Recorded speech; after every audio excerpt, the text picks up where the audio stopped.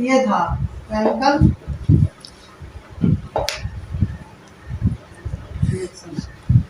रासायनिक समीकरण।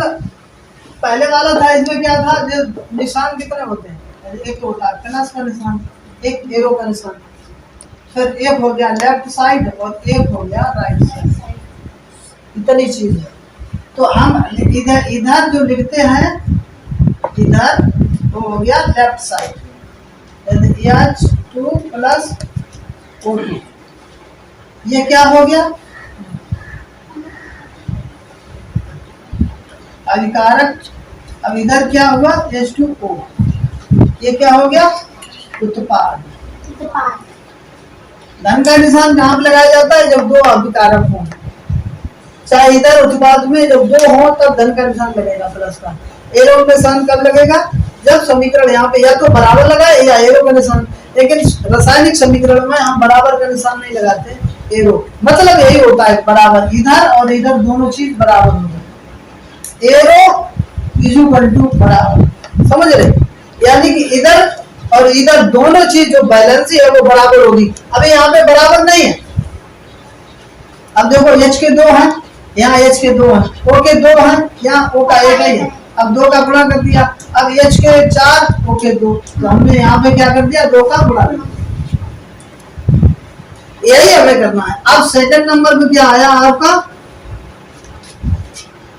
Balanced chemical equation.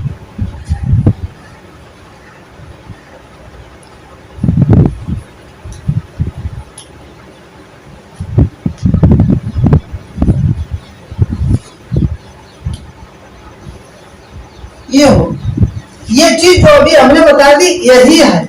हमें क्या करना है कि संतुलित समीकरण चाहिए, इसका मतलब क्या हो गया, संतुलित।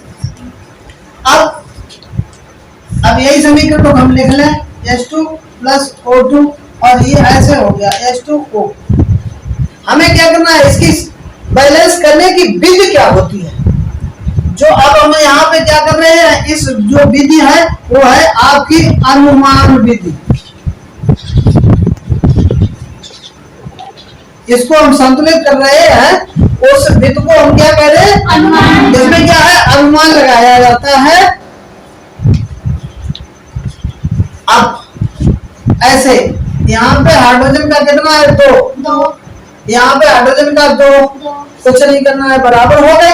अब यहाँ ऑक्सीजन के दो है, यहाँ ऑक्सीजन का एक भी नहीं है, मतलब एक तो है, इसको जीरो लिखा नहीं जाता, एक लिखा नहीं जाता है। अब इधर हम दो करने के लिए, अब एक चीज और है, जब हम दो का गुणा करें चाहे तीन का गुणा करें, नीचे नहीं लिखते हैं, गुणा ही करते हैं सीधा। अगर नीचे लिखेंगे तो सूत्र बदल जाएगा। अब जैसे हम यहाँ पे O2 है और ऐसे भी लिख सकते हैं, हमने कहा हम यहाँ नहीं है, नीचे कर देंगे, तो इसका मतलब ये हाइड्रोजन पेरोक्साइड हो गया। हमें इसका ये बदलना नहीं है, ये जल है H2O का सूत्र, तो जल ही रहे। अब अगर यहाँ पे अब एक भाग है, अगर दो का गुणा कर देंगे दो भाग हो गया, तीन का गुणा करेंगे तीन भाग, यानी कि अब हमने ऐसे लिख दिया, यहाँ दो का गुणा किया, जब यहाँ पे जो संख्या लिखी जाएगी उससे पूरे में गुणा होगा, समझ रहे। अगर यहाँ नीचे यहाँ पे लिखेंगे तो सिर्फ इसी में होगा।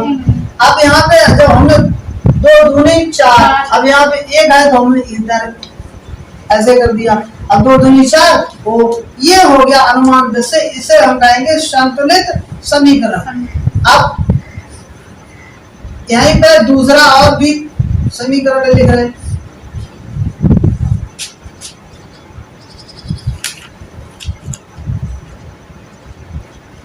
Zn प्लस HCl, ये समीकरण सेकंड वाला, Zn प्लस HCl, एरो का निशान। अब ZnCl2 प्लस H2, ये समीकरण है, इसे हमें क्या करना है, शुद्ध करना है।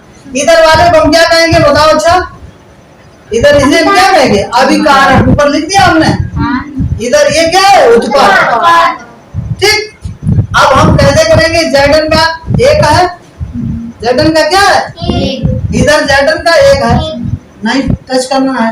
हाइड्रोजन एक है, यहाँ हाइड्रोजन कितने हैं, तो हम क्या करेंगे, दो का इधर गुणा कर देंगे, अब हमने हाइड्रोजन संतुलित कर लिया, हाइड्रोजन के 2 हो गए और इधर भी हाइड्रोजन के 2। अब Cl2 यहाँ पे कितना है 2 और यहाँ पर भी Cl2 2 हो गया, संतुलित हो गया। Zn1 Cl2 2 Cl2 2 hydrogen 2 hydrogen 2 हो गया। हम बताया ना ये एरो का निशान मतलब बराबर, इसके जो ये है मूलक जितने भी हैं Zn की संख्या बराबर, तत्व की संख्या जो भी हो वो बराबर होनी चाहिए, इधर उधर बैलेंस, तभी तो हम किसी कहेंगे एक संतुलित समीकरण। जितना इधर पदार्थ है उतना ही उत्पाद होना चाहिए। अगर इधर 4 किलो है कोई चीज तो उत्पाद में भी 4 किलो ही होनी चाहिए, तब ये होगा संतुलित समीकरण। अब इसके डस्टर का एक और समीकरण लिखें।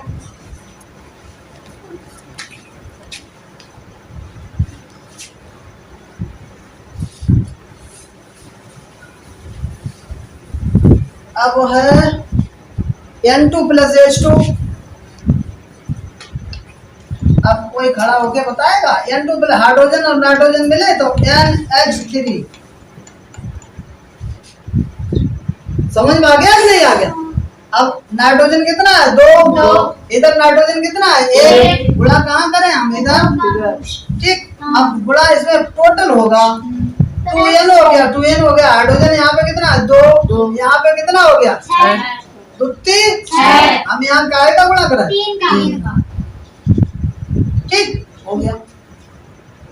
एक और लिखिए, चलिए अब देखिए